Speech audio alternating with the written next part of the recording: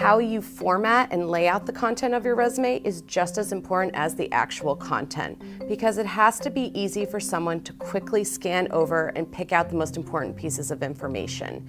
Always think that the top third of your resume is a snapshot. It should be everything they really need to know about you in terms of what type of job are you targeting and why are you qualified for that type of job. It should sum up what they really need to know about you and give you teasers for the rest of the resume so that they actually want to read the rest. They want to know. I'd go out on a limb and say objective's a dirty word in resume writing. You don't want that on your resume. Why? Because it's the most vague thing in the entire world. It doesn't tell the recruiter really anything about you, and it's all about what you want, not necessarily what you can provide to the employer. So instead of having one of those awful run-of-the-mill objective statements, replace it with a professional summary that's your elevator pitch.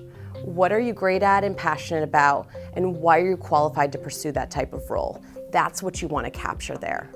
Underneath that, you have a core competencies or areas of expertise section. It's a quick summary so they understand exactly who are they dealing with and what's their realm of knowledge to figure out, are you a good fit or not? When you're looking at your work experience on your resume and you're trying to break it down, I usually recommend a format where you have a small paragraph that describes your role and responsibilities.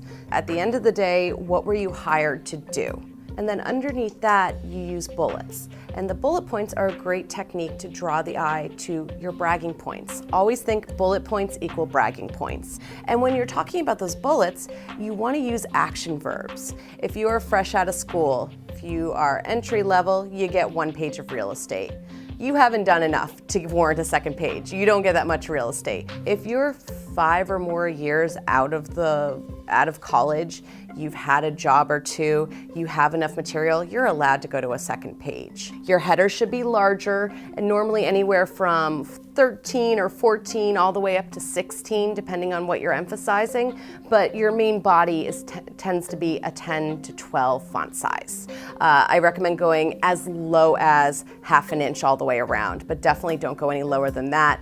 You run into issues with printing at that point. And frankly, if you need to go smaller than that, you're trying to cram too much information in. You need to reevaluate what you're putting in there in the first place.